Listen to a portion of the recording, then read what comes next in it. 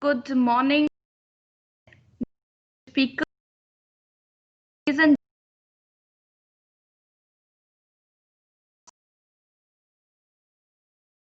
power. You to the day 2 of national tutorial on O&M of overhead transmission lines under the aegis of SIGRE National Study Committee B2 on overhead lines. Today's tutorial will be 90-minute session which will include question and answer session at the end. Participants may also send their queries to SIGRE India for forwarding the same to the respective speakers for their response after the tutorial. Now, I invite our first presenter of the tutorial, Shri TP Singh Ji, who is the CEO of Flyer Systems India Private Limited. He is the sales director for the emerging countries, which include India, Middle East, and Sub-Sahara Africa, Turkey, Israel, and Russia. He received his engineering degree in electronics and telecommunication business management course from Indian Institute of Management, Calcutta, digital marketing course from DMI, Ireland. Mr. Singh has a professional work experience of 27 years in the field of energy, oil and gas, manufacturing and security sector. He has written many technical write-ups on different thermal imaging camera application. So I request TP Singh ji to kindly start with your presentation. Sir, please. Thanks, Shikha. Thanks for your nice words. Really appreciate that. So I'm sharing my screen. Let me know once you start seeing the same.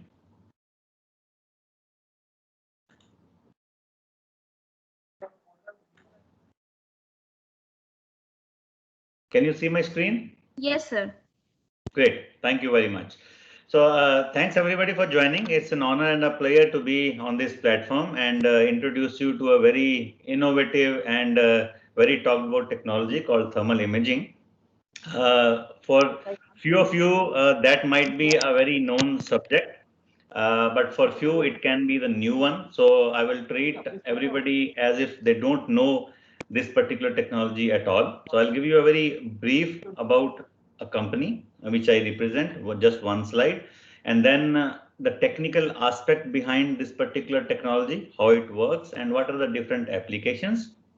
And then I will give you a little bit more details on the electrical utility applications. This subject actually is quite vast. I can speak for maybe 1 week on this, but I'll try to give you a glimpse of it in the next 10 minutes, which have been allotted to me.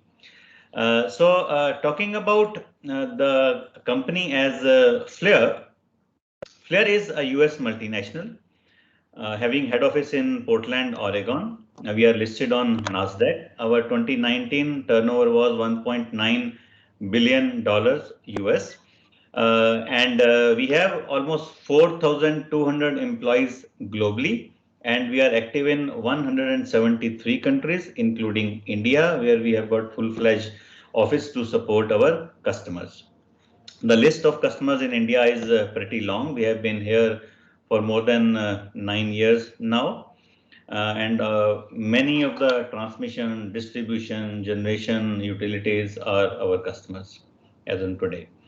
So this was a brief introduction about the company. Then talking about the technology, infrared space on the electromagnetic spectrum comes between the visible light and the microwave. So this is the complete electromagnetic spectrum you can see over here.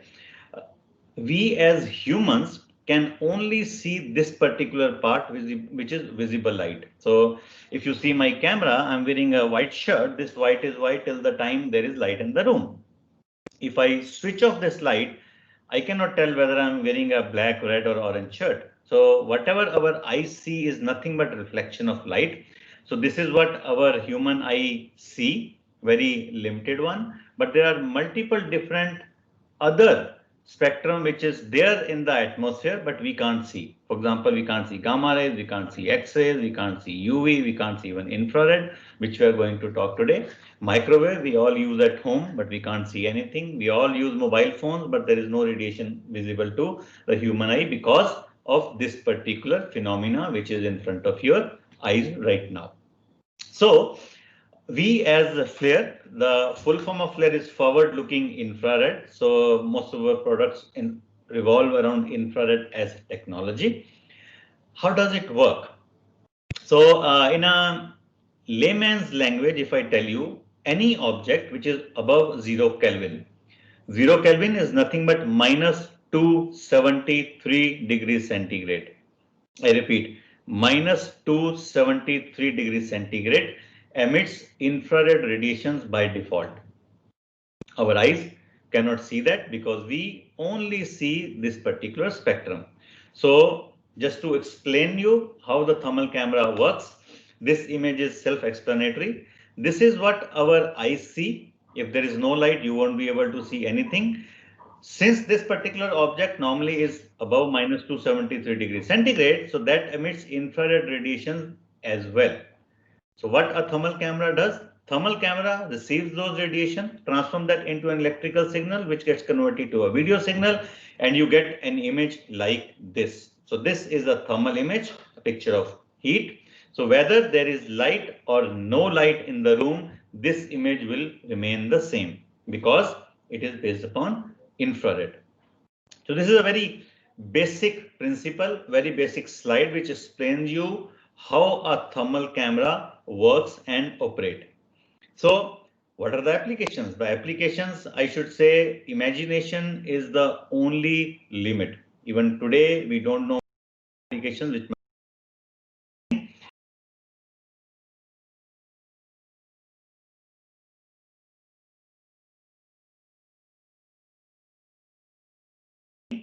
thermal screening for elevated skin temperature. During these COVID days, you hear a lot about elevated skin temperature. Yes, it does not tell whether somebody is infected with COVID or not, but it can definitely tell whether somebody is having a higher temperature or not.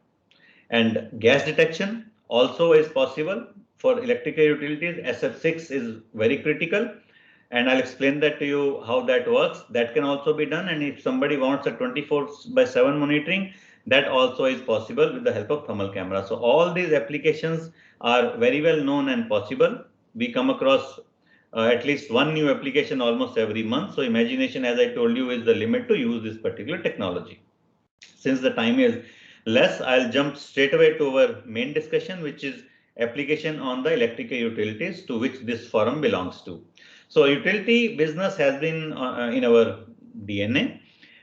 This was the first camera almost 50 plus years back, which was mounted on a van to be taken into a switchyard because it was too bulky. From there, we have traveled as FLAIR to this particular technology, which is quite handy. The camera is less than 2.5 kg with battery, and it can see much farther than this particular product could see. So this is how the technology has developed in the last 50 years. And what are the different options, whether it is transmission, whether it is generation, whether it is distribution, whether it is wind, solar, we have a solution for all. If you see this particular slide, starting from the handheld cameras, multiple different options are available to the optical gas imaging. Now, this particular camera is very, very important for the utility customers because we all use SF6. So SF6 sulfur good in 100 Kelvin.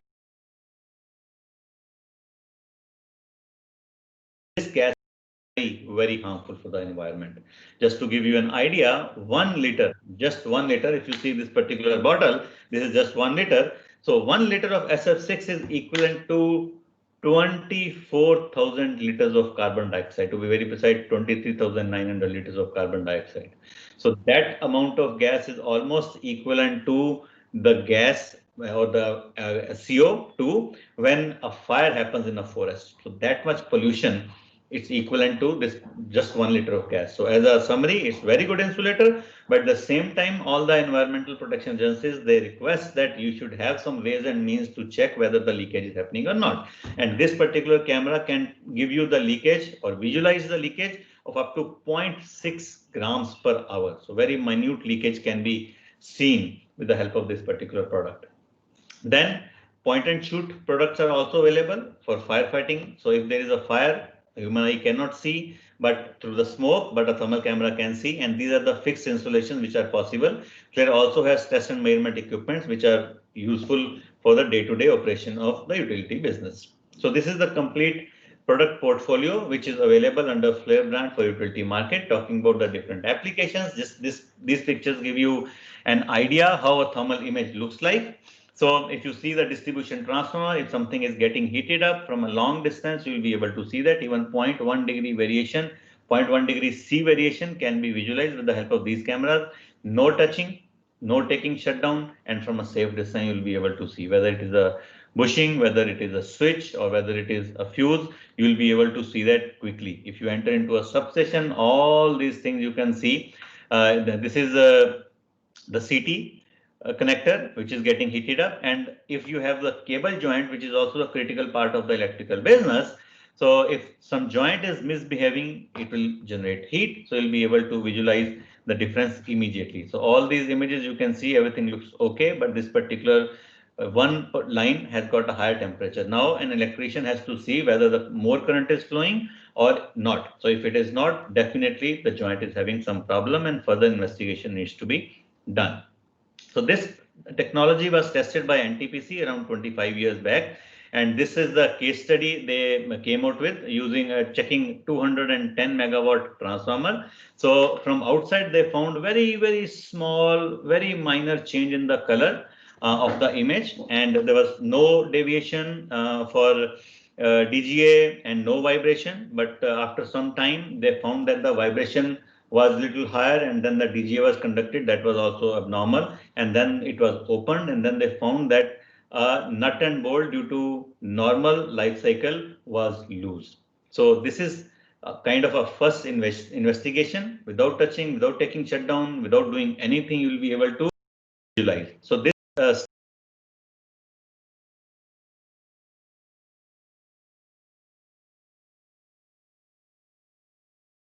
somebody is interested, they can look. Otherwise, just drop me an email. I'll share my email ID at the end of the session, and you can drop me a message. I will definitely share the same with you.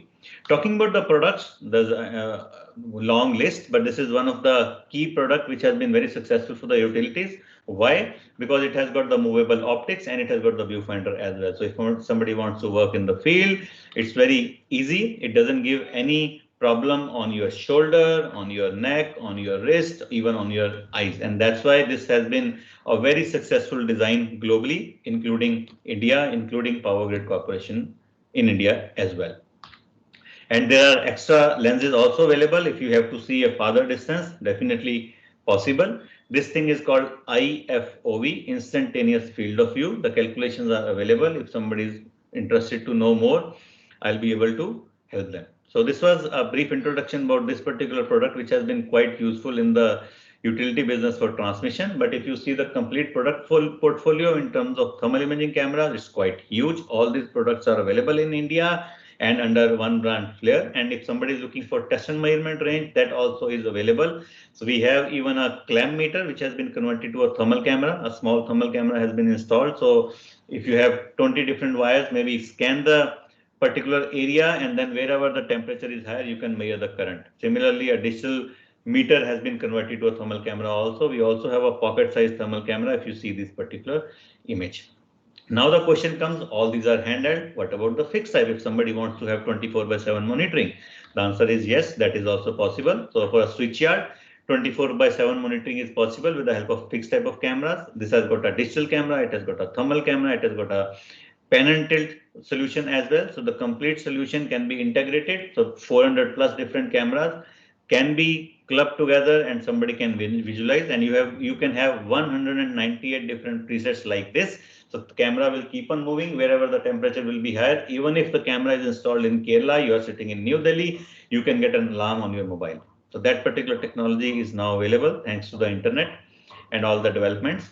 Now talking about the SF6, how the camera looks like when it works. So this is a very 30-second short video. If you see the next image here, with the naked eye, you can't see if something is happening or not. But within few seconds, with the help of thermal camera, you can see that the gas is getting leaked, and this is going in the atmosphere without our knowledge, because you can't smell it, you can't see it. So very easy to visualize from a safe distance, a very useful technology which is available now in India. So as a summary, whether you need a gas find IR or a high-end camera which can be used for the transmission companies or for the distribution companies, or even test and measurement range, or even exact range of products. So all these complete range, 1000 plus different technical products are available under one roof, which is FLIR. And then talking about the training, that particular thing is also available online, offline. Due to COVID, we are giving the online service right now, but we have got a different setup called Infrared Training Center, and through which level 1, level 2, level 3 certification is possible if somebody wants to. Just to give you information, level 1 certification is for 5 days online right now. Earlier it was offline, and the paper goes outside India to Europe to get it checked, and the certificate also comes from Europe.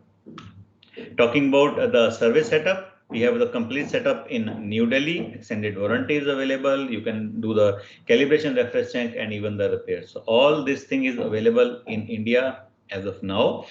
So as a sorry, if somebody wants to see, maybe short and the products. If you still have any questions, you can ask me now or drop me an email. My email ID is mentioned over here. I'll be very happy to connect you to my team. Thank you very much. Shikha, back to you. Thank you, sir, for your excellent presentation. I think we have questions at the end of our second presentation, if any. So with this, may I request Sri Nitesh Kumar Sinha ji, he's the DGM from Power Grid Corporation of India Limited. So before this, I would like to introduce Mr. Sinha to the participants.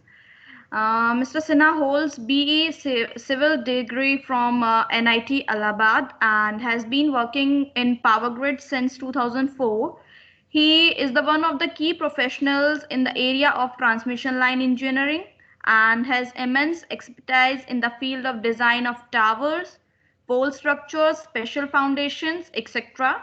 He has led several national and international transmission line assignments and has devised numerous innovative solutions for the construction of transmission lines in different terrain and in extreme weather conditions.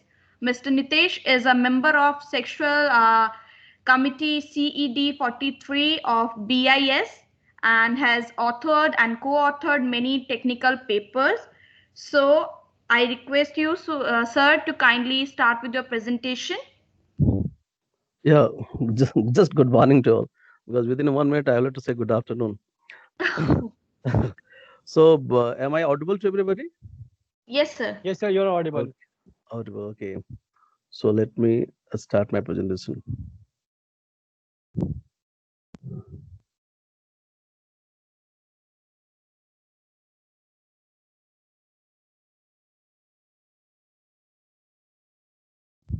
So is it visible? Hello? Yes, sir, it's visible. Okay.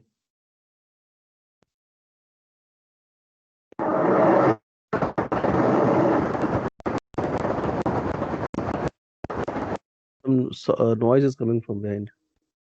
Yeah. So, as ma'am has introduced me, myself Nitesh Kumar Sinha, DGM engineering TL, working in Power Grid since 2004. So today topic is design consideration for transmission line and O&M perspective. So this session will deal with design aspects of transmission line system, especially tower and foundations in particular, in contrast to the operation and maintenance of the line. So to start with, because in audience there may be many kind of people, like maybe dealing with transmission line, maybe substation, maybe from other branches of power system or engineering. So I'm just giving brief introduction of transmission line. So as you all know probably that these are the basic component of a transmission line. That is the main thing that you can see is a tower, conductor, insulators. These are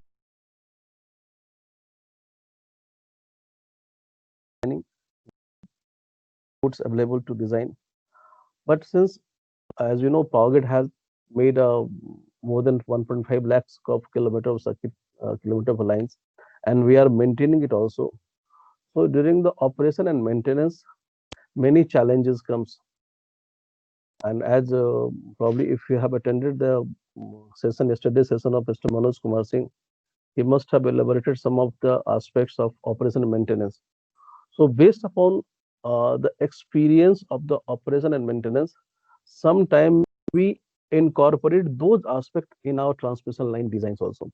May or may not be that may be the part of the existing standards, existing standards, Indian standard or any international standards, but certainly it gives a problem in the long run.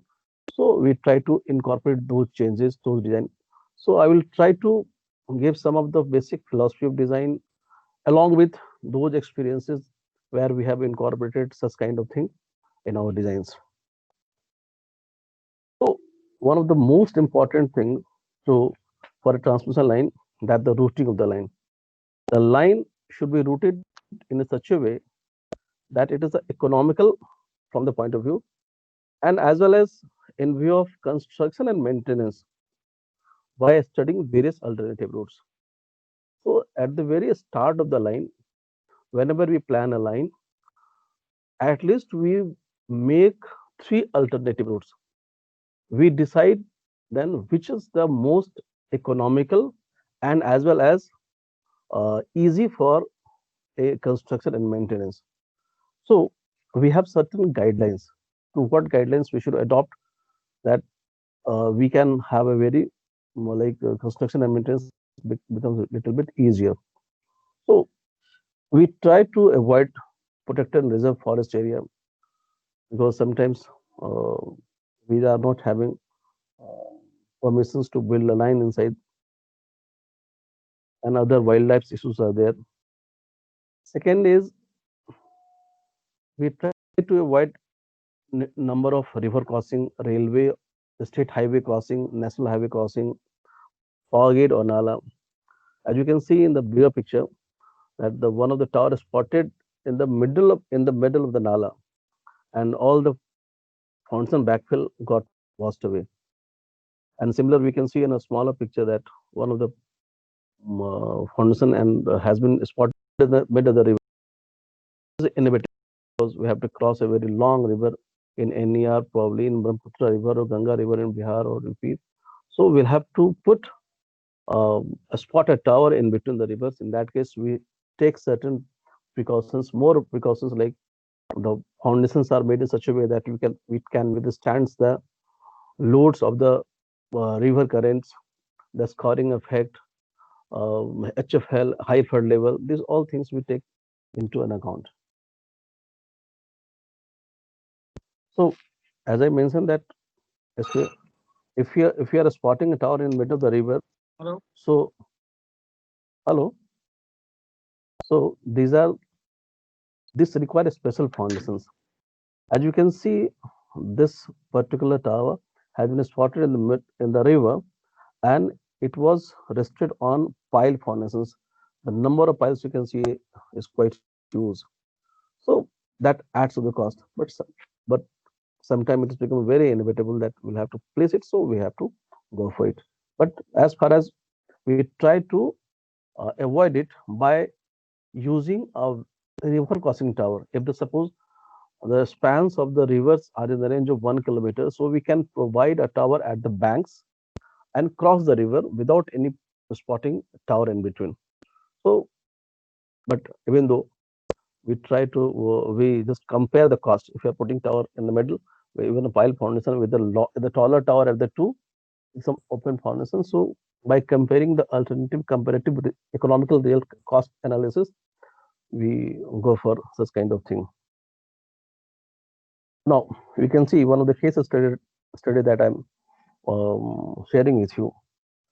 That this is the tower spotted just at the bank of Narmada River in Gujarat. And this was a river crossing tower. One tower is spotted at the one bank, and another tower is spotted at another bank. This was the time when the pile foundation was casted. And within a month, what happened, you can just see this tower came inside the mid of the river. The river course changed, and this tower was in the um, midstream. As you can see, the pipeline here. This pipeline was of Reliance Power, I think, and this was buried 17-meter deep inside the ground. So 12 to 13-meter deep inside the ground.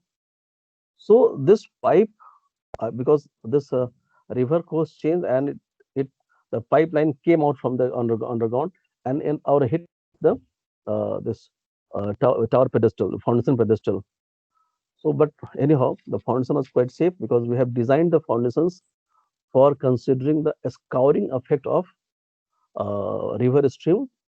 The pile was around 40 to 45-meter deep, 17-meter. Uh,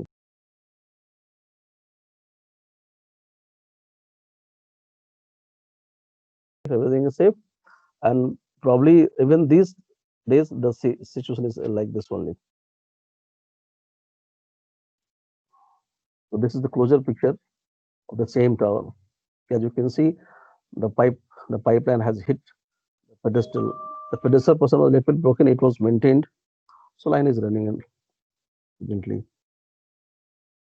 Now, as I say, routing line is very important.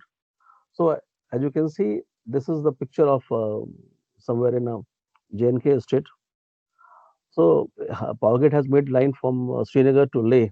So during that time, we are planning to build a line along the road. We're trying to find out the spotting of this tower, where to spot. In some of the stretches, we are not able to find where to locate the tower. So we have to go for the underground cable instead of overhead lines. So we had planned accordingly. So this provided the cables also. In a similar way, just near is a Jojila Pass. Jojila Pass, as you can see, the lines, these are some of the avalanche zones during winter when snows are accumulated at the hilltop. So snow avalanches occurs. So protect those our towers, our conductors from avalanches.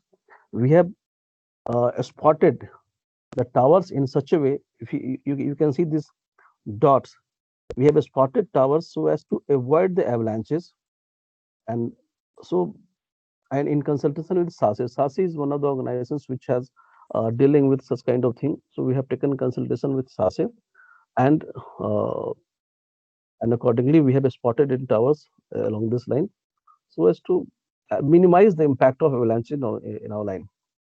And line was commissioned probably 2 years back, and is still running. And there has been a very few incidents of avalanches, and luckily there is no such major event has happened in the line. So, but before finalizing the route, we also make plan and profile of the drawing on paper, and it is made in such a way that all the electrical lenses are maintained. The side hills, even you can see a line of dotted lines and a mid line, the firm line. The firm line is where tower is placed, and dotted is the profile of the ground just under the conductor. So accordingly, the profiles are made. We can see if the benching required. You can see the shaded portion here. The benching is required or not, and all the clearances with respect to the ground just under the conductors, under the swing conductors and ROWs are maintained. So those kind of things that we keep in mind while planning a route of a line. So now, little bit I'll touch with the design aspect of the tower. So these are the some of the basic guidelines. So how the geometry of the tower is decided. So as you all know, the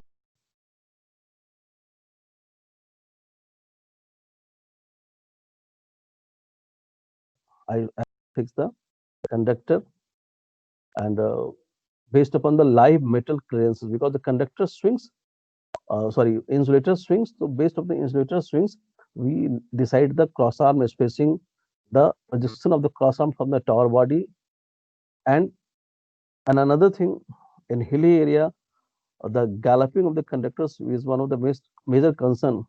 So galloping is the jumping of dancing of conductors.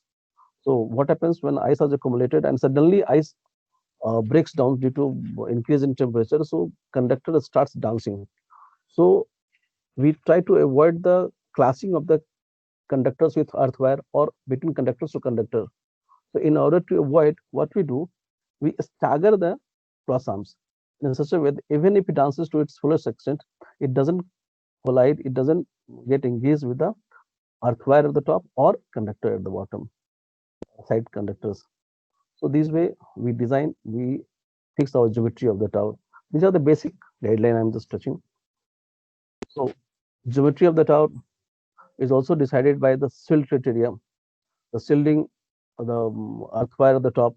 If we are providing tower in a horizontal formation, we need to provide two shielding earth wire. In some of the case, it is a single earth wire peak. So to have an effective lightning protection of the tower system, we have to do many things apart from shielding wire. We have to go for different type of earthing.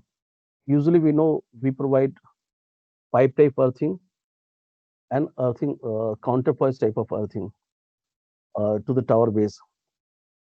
And this has been provided for the last so many years, but recently there has been number of incidents reported from our NER regions from other parts of the country. So these two earthings were not sufficient for effective lightning performance of the line. So we have to provide some additional earthing. So in recent years, we have provided many earthing, which are not, what I'm saying, these are not part of the Indian standard, just chemical earthing. We have gone for chemical earthing.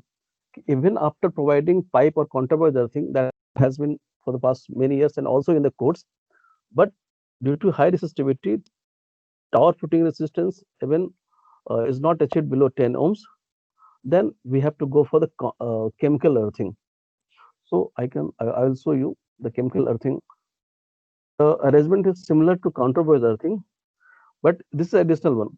And this chemical earthing goes in a pit 50 by 50 mm, and this is a chemical which conform to IEC 62561.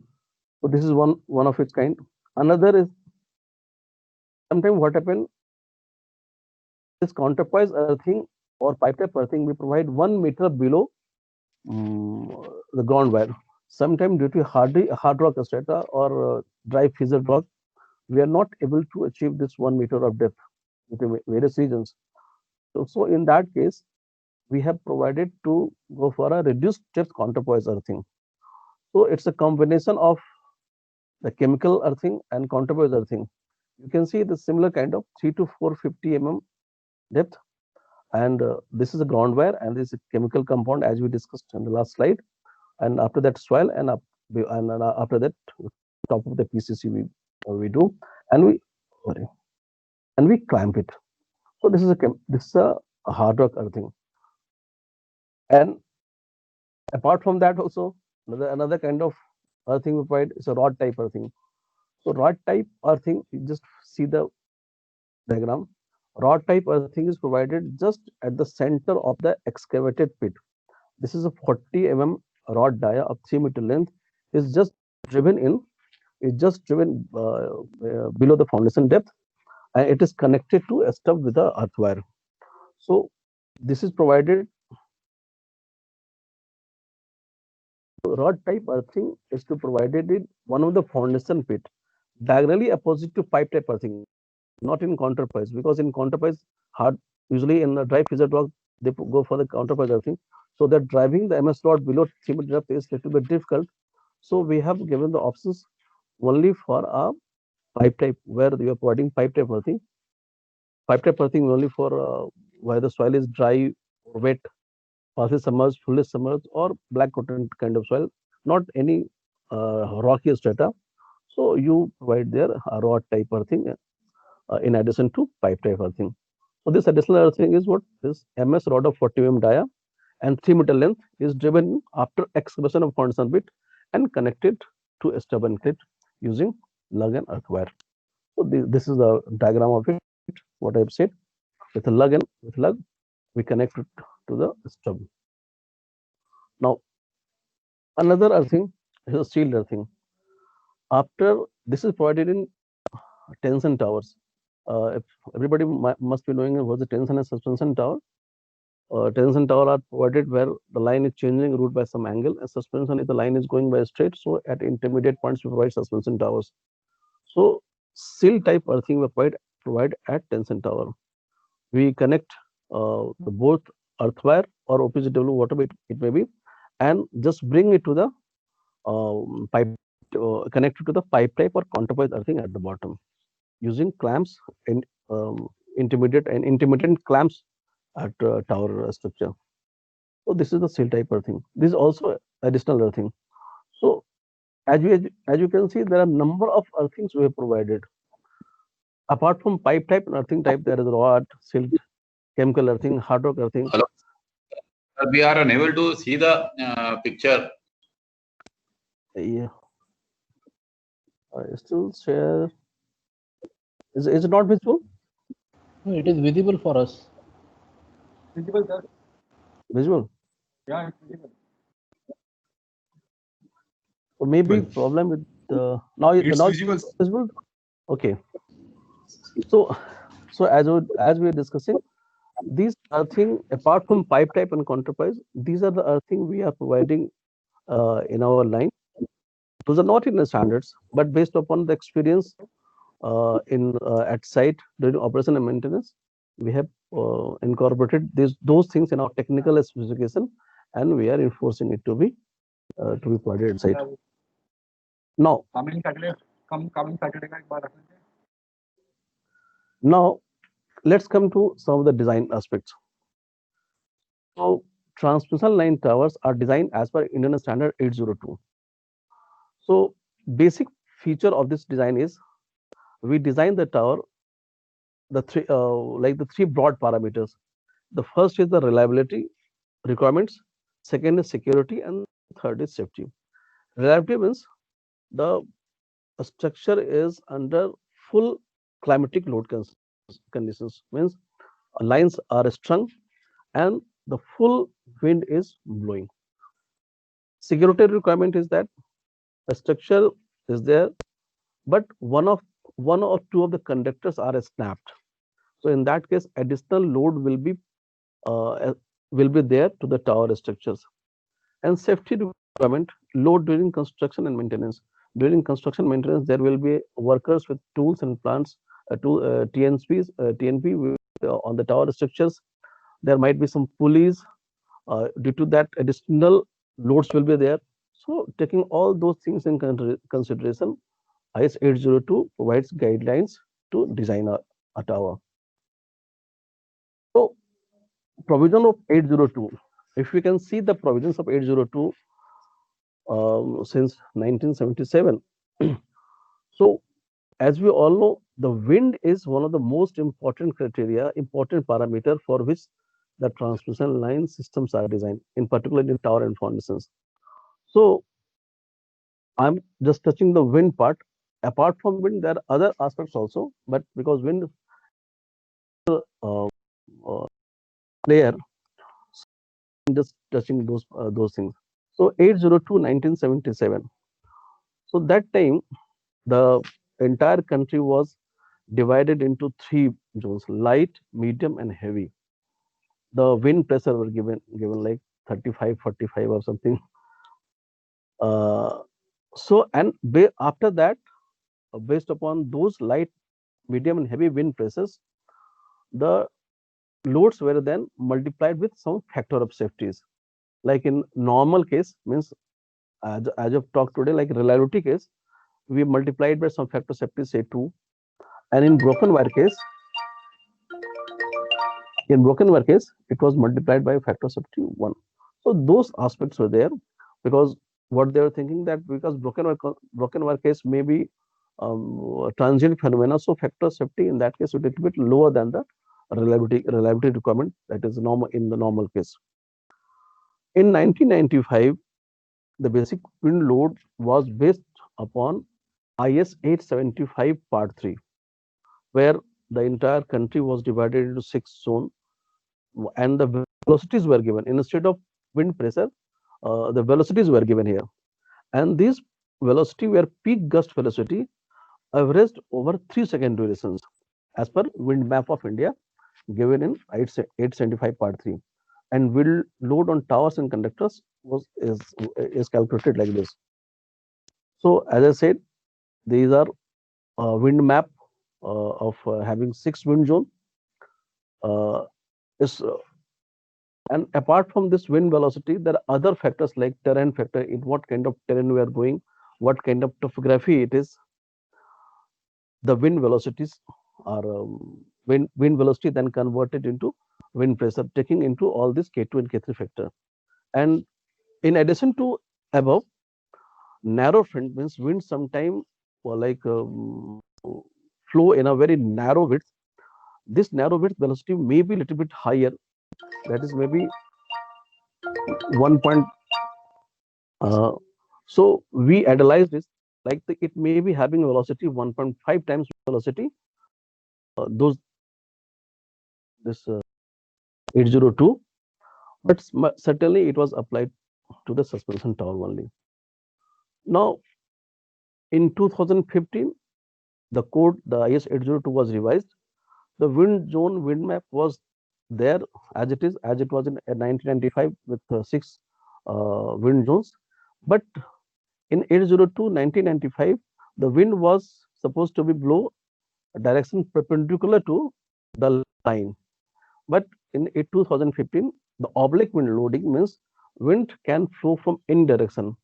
And so 30 degree and 45 degree in addition to 0 and 90 degree was also specified in IS 802 2015. So that way IS 802 has developed.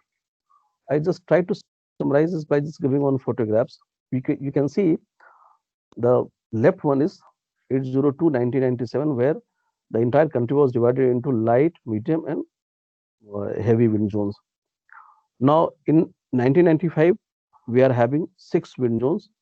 You can see 6 wind zone having all 6 wind velocity from 33 to 55 meter per second. 33, 44, 47, 50, 55 meter per second, that kind of. In 2015 also, the codes the wind zone and wind velocity is same. There is no change in that. So as I said, the wind load is calculated by reference wind VB upon V0. As I said, that the wind velocity is given in IS 875 based upon 3-second peak gust. Now it's 10-minute design of this design is converted into design wind speed by multiplying it by K1 K2 factor, and design wind pressure is then calculated 0.6 VD square. So wind velocity is converted into design wind pressure, and this wind pressure is applied to tower, conductor, insulator, and accordingly the towers are designed. So little bit of things, as you can say, one of the line I have made, and this is the PD is the wind pressure. So there will be wind on conductor. So the PD and one drag coefficient into wind span into sin square delta is again is the angle of inclination factor based upon the angle of attack of wind. And deviation load is that because due to wind there will be tension in the wires. So tension in the wires, component of those tension in the direction perpendicular to the line is a 2t sin d by 2. D is the angle of deviation here. And similar way, another is security requirement. When suppose one of the conductor gets broken, in that case the wind on conductor is reduced by 0.6, 60% of the total wind, and deviation load is also t sin d by 2, and one load is also comes, that is longitudinal load, is t cos d by 2. So basically these are the basic philosophy that were how the wind load acts on tower and how these wind pressure are taken into account for the wind loading calculation on tower and body. So based on this calculation, this is the loading tree. Just I'm trying to depict a tree where you can see the loads in all transverse direction, vertical direction, and longitudinal directions at each cross arm points. And at the leftmost, it is the wind on tower body. The similar way, there are number of cases are made for a particular tower. I'm just showing here two. In one case, it is a reliability requirement where if all the conductors are broken, so there is no any longitudinal load. They're all the loads perpendicular to the line, that is transverse loads like 3642, 3642. And in another, in the rightmost loading tree, you can see it is one load is 4145. Here you can see the transverse load has reduced, but one load in terms of longitudinal load came just because due to the snapping of conductors. Where what I'm assuming that in all 6 conductors, only one conductor is snapped, or an earth wire at the top. So earth wire and the one bottom conductor, bottom left conductor is broken. So based upon these criteria, these guidelines given in 802, we devise a number of loading cases and we analyze the tower for all loading cases, and accordingly we get the design report of all each and every member, and based upon those design we develop this design drawing, and design drawing now the structural drawings are made accordingly, and after that we go for the tower testing. We test all the tower. This is the one of the tower testing for the pole structure, right? These days we are also using poles. So just I'm showing one of the beauty of tower testing. And tower are tested for all loading cases, most important load cases. And the tower also goes for the destruction test. Means after it has withstood all loads, we go for the destruction test for the most critical case. Video is visible? Yeah. So this is multi-circuit tower. This is multi-circuit tower. Video is Going, not visible. video not visible? No. Video not visible? Hello? No, sir, it's not visible. Visible. No, sir. No video is visible, sir. It's not visible. For me it is visible. Share your entire screen. Sir, not visible, sir. Share your entire screen, sir. Okay, let me try. Let me try another way. It's not Visible Sir, for sharing few only the people, not visible for others. I don't know.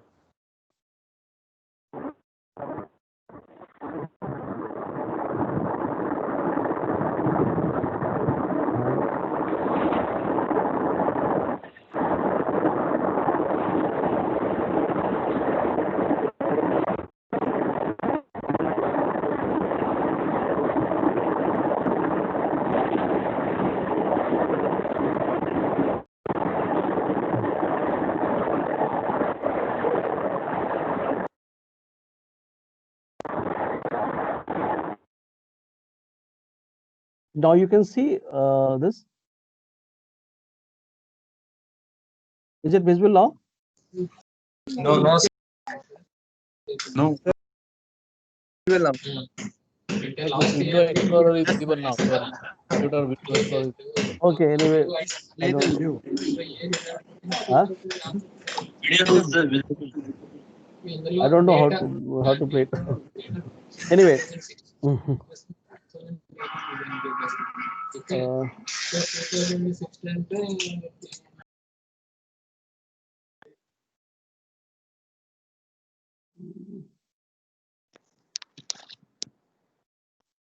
Anyway, so after tower test, if like before during the tower testing, if any member fails, so we do the changes, and after the changes again the test is carried out. So sometimes sometimes the tower goes for 2 or 3 times testing sometimes, but most of the time it goes in one go. So we are having so many of precautions during designs. Everything is there. Even that, sometimes it happens that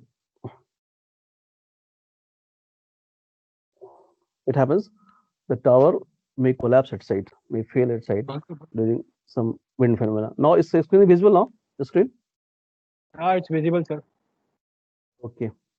So now the towers fail sometime at the site. So we analyzed it.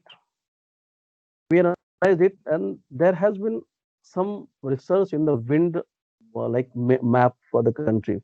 And SCRC has further they have analyzed the data, and this the wind map has been revised in with I think in 2015 or something, where you can see a distal red stretch in the northern part of India.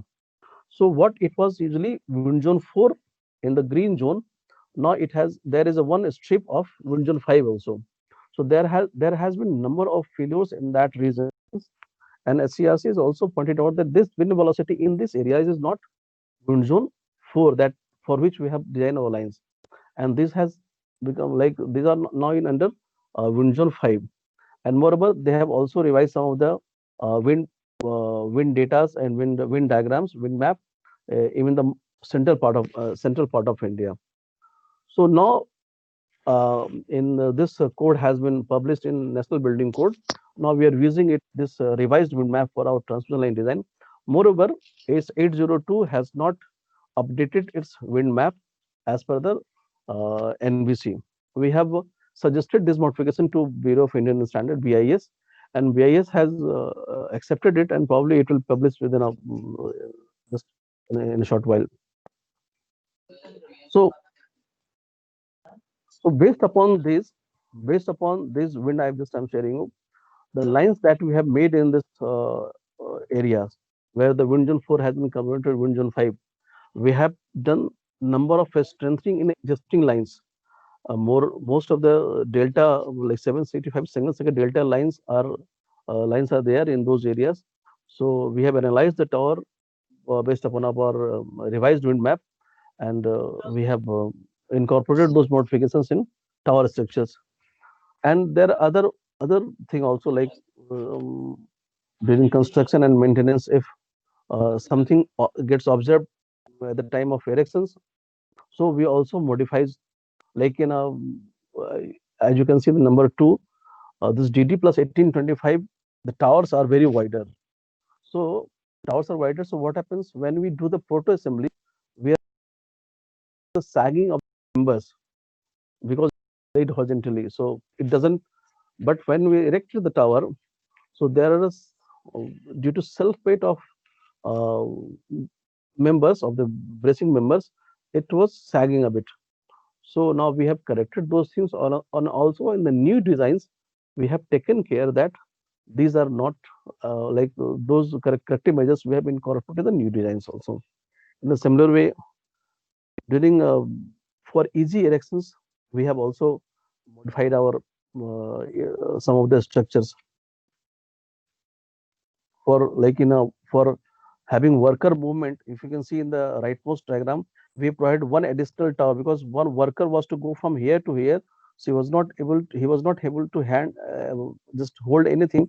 So he provided one additional member to the member, so that the worker from this point may go from to this point safely. Now we can see we have the number of failures we have seen. There are many causes, like there are various causes for a tower to failing at site, but more or less the wind is supposed to be the main culprit. Wind, and we are designing based upon the wind velocities given 802, but sometimes seen that this high intensity wind has not been well codified in our standards. Like this may be affected by cyclones, tornado, thunderstorms, flood. Cyclone and tornado, we can well accept that this may happen in a coastal belt, but thunderstorm, it may happen anywhere in the country. So And these wind velocities are in the range of suppose 70 to 75 meter per second. We are not able to capture it, but certainly in many of the countries, people have recorded some of the data, and the wind velocities are going more than 70, 75, 80 meter per second. But certainly the wind velocity of those range are little rarer. And most of the high intensity winds are suppose 80 to 85% are in the range of 70 to 75 meter per second. And these wind become the main villain, you can say, main culprit for failures of the tower. So, as I said, at present, transmission line towers are designed based on the wind map. Sometimes it is called synoptic wind also in 802. But wind codes are, it has been proven that in many regions, the high intensity wind, as I said, high intensity wind means wind velocity going beyond 70 to 75 meter per second. And the wind speed that is given in our code is up to 55 meter per second only. So they are the much larger threat to transmission line, but still the codes are based on synoptic wind. So there has been number of seminars in SIGRE also everywhere, and so in CA standing committee of expert fellow, it was deliberated. So based upon the SIGRE technical procedure number 485 guidelines, we have forwarded those guidelines, to have those parameters, to have those provisions of high intensity wind in our tower designs to 802. In the 16th BIS meeting held at Chennai, the committee has accepted target observations that we have forwarded to SIGRE, and probably the BIS will come with this amendment shortly. We are also in touch with BIS to update the IS 802. Probably they are having own system of approvals, so they are taking approvals, and they will publish it. They will incorporate those amendments in coming 802, I believe. So what modification we suggest in 802? These are the left is the what is existing, and in the what we have given some suggestions. So we try to incorporate the high intensity wind in the provisions as stipulated in SIGRE brochure 385 just we described. So I will share this thing, little bit highly technical. Now, so this tower part, just to come, they are to transfer the loads from tower to foundations. So the foundations are basically, they have to be safe against bearing, they have to safe against uplift, they should not slide, and they should not overturn. These are the basic criteria for designing of foundations. So role of foundation is to transfer all loads coming from structure to ground safely. So mostly in Power Grid we use step foundations that you can see in the picture. So you can see the bottom is the pad and chimney. So sometimes it is called pad and chimney foundations. Chimney is slender column that we can see. We call it chimney, and below below the chimney it is a pad. So pad and chimney foundation sometimes we call. So usually we go for step foundation, 2 step or 3 step, or the bottommost is a hard rock where the rocks are encountered. So we go for the rock drilling, and with the rock drilling we transfer the load to the ground. So this is open cast foundations. Normally the depth of foundation is 3 to 3.5 meter depth. As you can see, is the step foundations. You can see the chimney and the pad, and this is the raft foundations going under constructions, where all the chimneys are interconnected with a raft. So this is raft. These are mostly provided where the bearing capacity of soil underneath is low, or tower base width is lesser, so that we cannot provide a isolated footing for all legs. So we'll have to combine all the 4 legs in one. So this is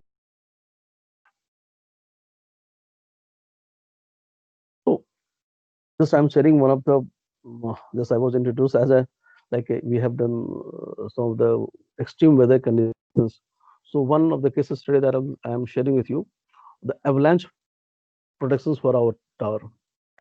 So as Power Grid has made line from Srinagar to Leh, So some of the area at near Dras or Jojula Pass, many locations are under threat of this avalanches. So we have taken suggestion from SASE, we have guidance from them, and we have even best our best efforts. Some of the towers may come under avalanche funnel zone, and they may get impacted by avalanche forces. So we have designed those foundations. What we did, SASE recommended that the impact of avalanches may be the highest impact will be more than 10 or 15 meter. So if you can protect your structure or foundations or a conductor uh, above 15 meter from the ground, your foundation structure may be safe from avalanche. But so for that, we have raised our tower structure by 10 or 15 meter. So the conductors are saved from avalanche impact. But more or less, there are always chances that our foundations and towers may get impacted by these avalanche forces. So what we did, we increased the height of our foundations by 10 meter and placed the tower at a height 10 meter above the ground. But this 10-meter structure has been designed considering this avalanche forces. So I will share those things. So this you can see at some of the location where the avalanche is directly hitting our tower structure, we have used the foundation is that almost it is a 9-meter raised chimney, 9 to 9.5-meter raised chimney, and these all are these 4 legs, and these all are interconnected by a tie beam, so as to, and these are designed to take care of snow impact. At some of the point where the towers are located safely, even though the snow can get accumulated, and this snow, if gets accumulated, if like our tower members, steel members are under the snow, and during summer, what happens? The snow melts from bottom, and the snow from above, they may bend the tower members. So to avoid it, what we do, avoid it to the tower, to the foundations. So the based upon the experience of our site and SASE, they are saying that the standing snow is approximately 3 meter. So there we have gone like 4 meter, 4.5 meter of ridge chimney. So after 3 meter, the snow is standing. So tower members are not affected by this standing snow. So you can see the foundations are designed. This is the foundations are just under the threat of the avalanche. You can see the slopes. This is a well constructed foundations.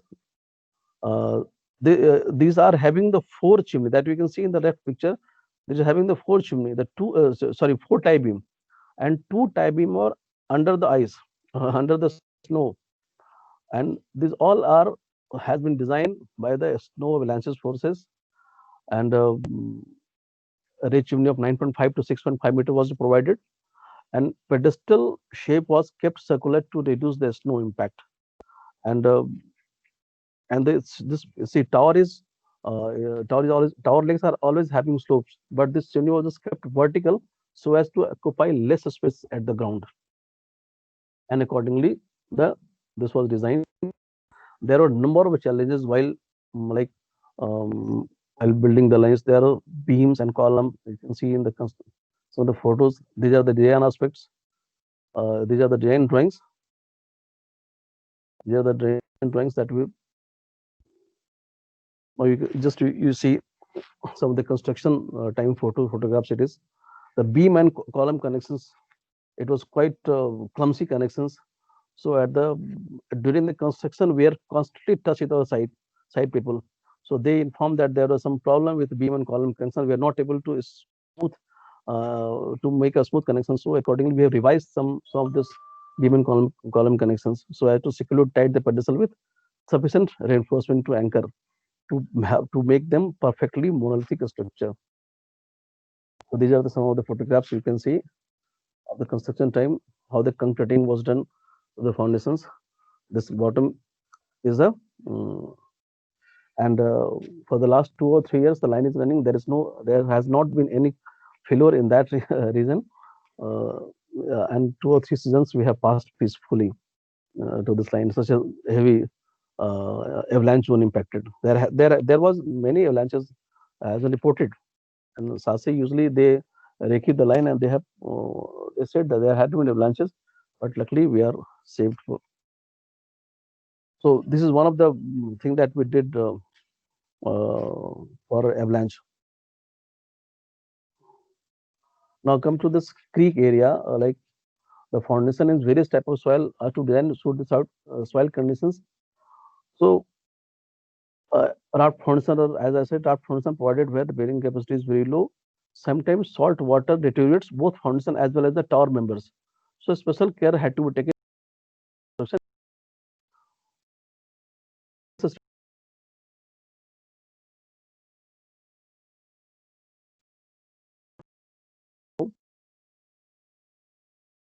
Size of the raft foundation was such that it was infringing the road.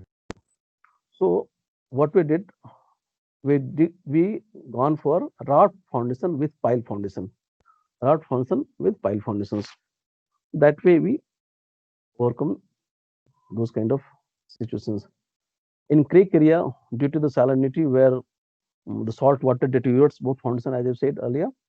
So these are the precautions. We increase the galvanizing thickness on the tower members, so as to and usually it is 600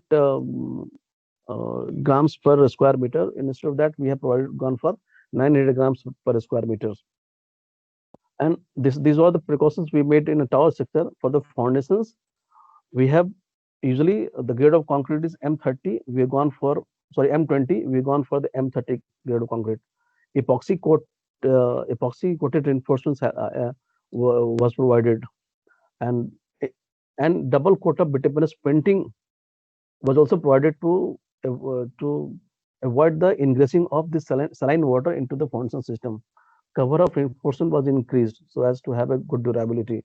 And PPC, instead of OPC, PPC cement we prefer to use.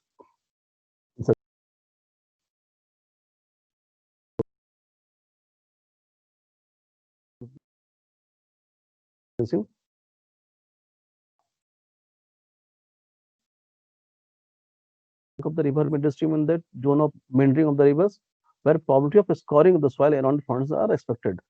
Deep foundations such as pile, well foundations with pile length going as deep as 40 to 50 meter in the ground are designs. The use of piles where loads are heavy, the soil is having poor bearing capacity, the pumping of water from open trenches is difficult. The large fluctuation in the water level where scoring action is there. So these are some of the one of the photographs where the soil was at the top. Due to scoring, the around 8 to 10 meters of soil get eroded away. This is in the midstream of the Ganga River near Varanasi. So these all scoring effect we take in the designs. Other preventive measures what we are taking in considering the O&M perspective. The ground level chimney level from ground, from where the towers are erected, is around kept 225 or 300 mm. But nowadays, as ground level is increased due to the paddy field to the field and water stagnation, so in the case of field, we increase the height to the 500 mm. The provision of anti-corrosive paints also we have incorporated on technical specification. The raised chimney we are giving in some where the areas are flooded, there's no accumulated areas, and provision of higher galvanizing thickness, as I said, in a marine area. So the foundation construction, foundation are usually are M20 foundation you use, but these days we go for the ready mix concrete also. M25 grade. This ready mix concrete M25. M20 is has been provided, but nowadays everybody is suggesting to go for M25 as per IS 456. So for that, M25 has to then mix some small at site. So these are some of the strength requirement. Let me go straight. A strength requirement is that if you cast the foundation, you make a cube. This cube shall have to be a certain strength.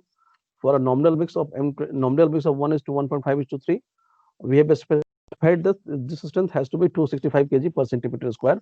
So if it is achieved, well and good. If it's not achieved, then we have to go for the non-destructive testing. Non-destructive testing are UPV, Raymond hammer test, and core test. So based upon the result of these all three tests, we derive that we should keep our foundation, or will have to do any modification or strengthening in the foundations.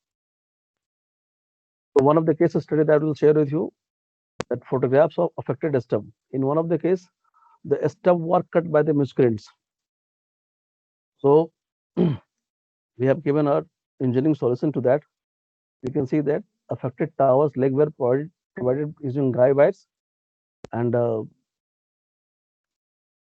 excavating the earth were around the chimney were excavated. You can see the anti-corrosive point over here.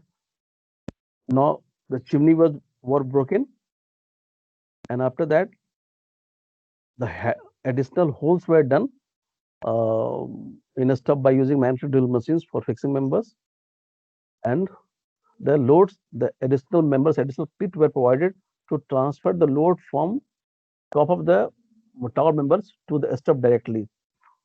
So we bypass where the stub was cut, and this was made accordingly. So this is the final thing. You can see the people are now using pressing the final, and this is you can see the final shape. And after this final shape, we did the concreting. And this is one of the solution that we provided to site where miscreant has cut the stub. And this is the drawing after. This is the photographs after all the rectifications.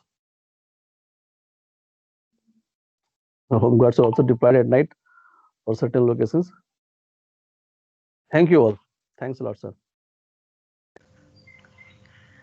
Thank you, sir, for detailed presentation on the subject. Now we'll have some questions. Lots of questions in the area also. Okay, let me see how can you see. Ma'am, this presentations will be shared with us, correct? Yes, sir. Okay, thank you. Sir, Narswara here, sir. I have one doubt, sir. You were telling about the NDT test, non-destructive test. Yeah. So in that there are three portions are there. That is UV test, rebound hammer test, and core test. Sir, Yes. core test is if the test in UV test, if results are okay, then we go for core test. Is required or not? Yes. See, IS 13311, I think they are recommending when to go for the core test. If your UPV test and remote hammer test, combination of both tests are as per IS 1331. So probably this rebound hammer test shall be sufficient to say you their structure is safe, your foundation is safe. But if your UPV is bad and rebound hammer is good, in that case, additional tests such as core test shall have to be provided. So these guidelines are well stipulated in IS 13311. And based upon those guidelines only, we have stipulated guidelines in our technical specification. So NDT, UPV plus rebound hammer. If it is good, then good. If any of the tests fails, we have to go for the core testing. So this kind of thing we are doing it in line with IS code. Okay. Am I clear, sir? Yes, sir. Sir, one more thing I want to ask, sir. Yeah. During a tower design, we consider the shield angle aspect. Yeah. But in our practical cases, we also explain that, sir, in some cases lightning strikes directly on the conductor, sir. So can we consider the shielding angle design aspect for tower design, sir? Yeah, this is one of the most important aspect of now we are making line a hilly area where we have calculated shielding angles. Sometimes it's coming 0 degree, not 10 to 20 degree, it's 0 degree. Yes, sir. So we are providing this earthware just at the top of the conductor. In some of the case, this shielding angle is negative also. So the projected arm of cross arm even more than the conductor arm. So depending upon the site and isochronic level, we are designing the still placing of the earth wire over the conductors. So this is become one of the most important aspects these days. No, sir, for that, what we have to take the measures, sir? In practical, in O&M, we are getting the cases like that. The lightning directly strikes on the conductor. Okay. So for that, I will ask my team to if there is such kind of thing happened in at any site. Oh, So what sir, kind of solution they have provided? So I this want to add something in this, Mr. Narswara, what he told there. Yeah. So that for every tower, we need to design the shielding angle. Yeah. Yes. All the towers, DA, DB, DC, DD, all the towers for a shielding angle. No, 10, after, 20, 0. No, after charging a line, if you are facing these types of problem, so again we can it is possible to redesign again for these towers. Those are actually we are facing problems. Redesigning, we can go for if required redesigning. It may happen that we'll have to do some strengthening due to like additional projections or additional height, additional earth wire or to provided. So we can do it. Certainly we can do it. But Additional earthware. no additional earth wire. The projection of the earth wire may have to be readjusted accordingly as per the requirement. So we may design the tower accordingly and we can re-strengthen if required in the peak portion or somewhere, like some of the bracing we can revise, or some of the redundants we can add in the structure so as to sustain the loads of the this earth wire placing and positioning. I'm asking you actually give some practical experience that you are facing this one, because we are encountering this problem most of the time. In power grid, anywhere you have seen that the proper design shielding angle is also there, but even you are facing these types of problems. The direct insulators are get rusted or conductor snapping. These types of events occur. Personally, I haven't come across this kind of thing, but I have to ask my O&M team, have they faced or has it been reported or not? So I think personally I haven't received such kind of thing, because we design the tower for shielding angle for lesser 10 degree, 15 degree, sometimes 0 degree. So have they faced it or not? Personally, I am not aware of it, but I may have to ask my O&M team if they faced. So another question I want to ask you: Yeah. Is there any Marconet earthing? Have you heard?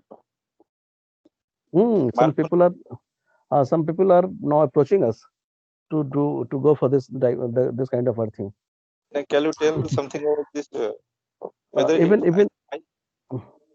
Even we are working on it, because a few days back only one of the supplier has contacted us for earthing.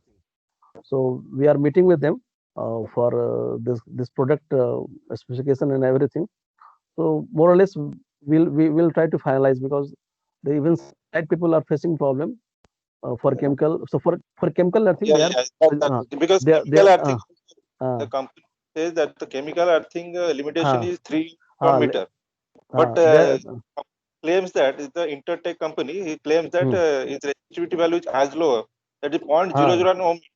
He claims Yes. and 50-year warranty for that, and using precast electrode or in situ casting they are using. Correct. So they are giving, well, I have had a meeting with them on Google Meet only. I've told them come to just we'll have a one or more meeting, so that we can certainly first of all we'll have to be sure that this device will work. Then we will try to incorporate in our specification, and we may suggest site to go for this Marconet earthing. So you are just last question I want to ask you, sir. Is there any precast foundation PGCIL is using? We have thought to use precast foundations, but the sizes of the foundations are such that it is becoming little bit difficult, because say the 765 kV foundations are the size of the foundation 9 meter by 9 meter. So it's a quite huge. The weight is very huge. So it's transporting and erecting it little more difficult. So we have thought of using 400 kV and 220 kV is viable, because we are not making so 220 kV lines. So we have thought to 400 kV quad line. The sizes are quite huge. Suppose in 765 kV, 30 meter cubic of one leg, 30 into 2.5 is 60 tons around. So it's a quite heavy. So it was not practically feasible. We have thought upon this, but certainly we have thought to use precast foundation so that quality can be controlled very easily. The things can be a little bit faster. Sir, the monopole structure, you have not Yeah. covered this actually. I want to give one name. Monopole structures at the means it's in place we are using, those were cyclone prone areas. It is really viable. I think you are also part of this task force committee, now. They set up by the CEA. No. You're not. OPDC. I'm from OPDC. OPDC. So I am the member of this task force set by the CEA, where they have asked for suggestions for towers to be spotted in cyclone area. So there I have suggested that you can go for the monopoles. So one of the suggestions was there for go for monopole. Really viable. Yes. Because I think they cover maximum up to 250 kilometer per hour. The wind speed, particularly in cyclone, Fani and Amphan. So it is about 300 kilometer per hour. So it is can sustain or not?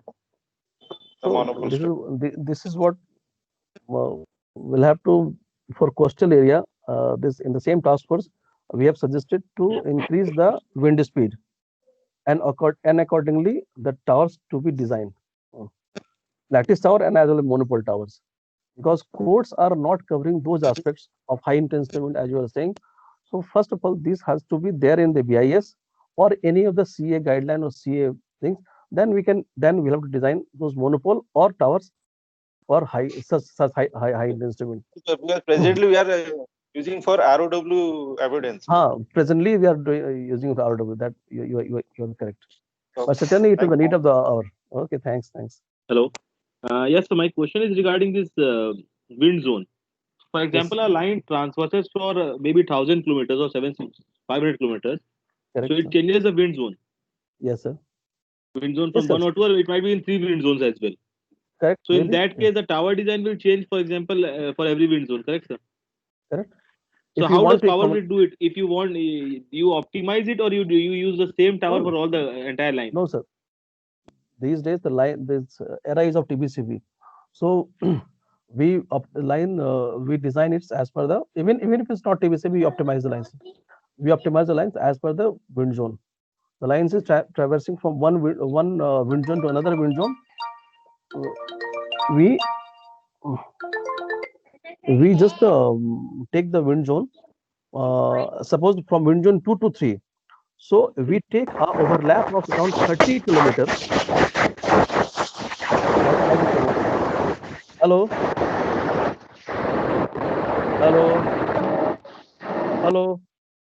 Yes.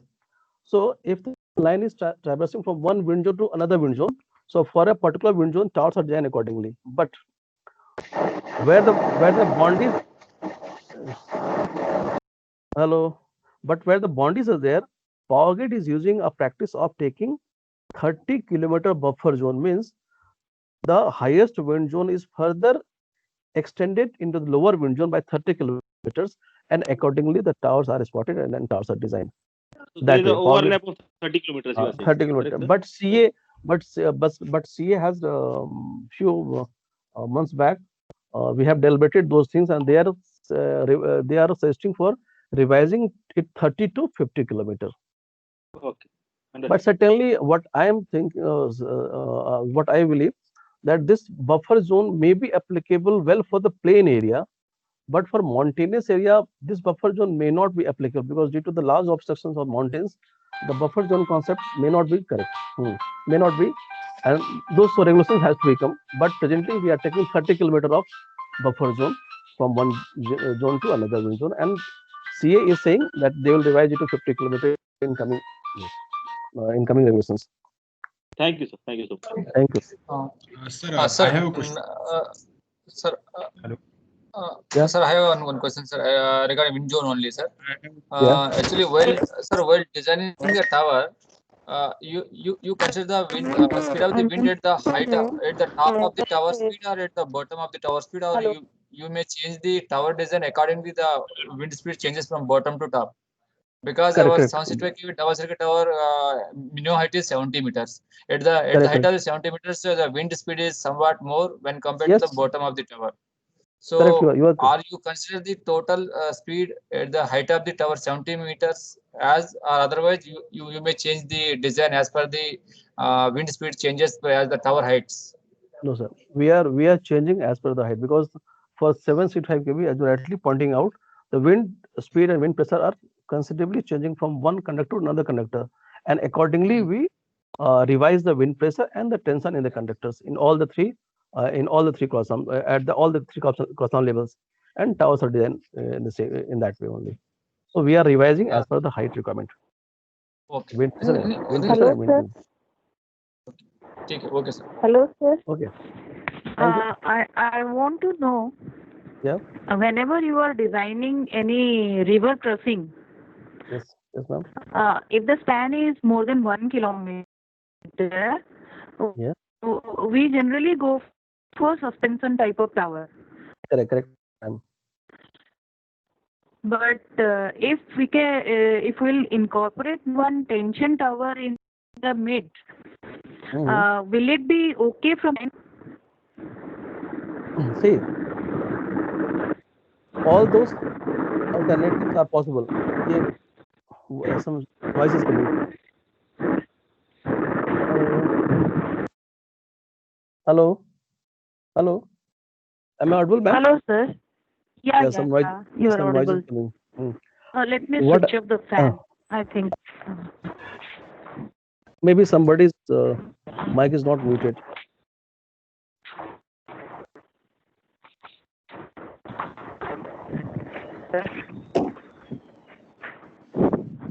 Hello.